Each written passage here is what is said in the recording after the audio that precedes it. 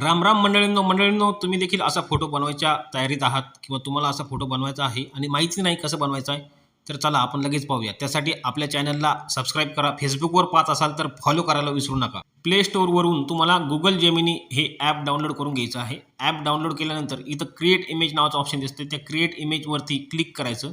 त्यानंतर बघा खाली इथे प्लसचं चिन्ह दिसते. त्या प्लसच्या चिन्हावरती क्लिक करायचं.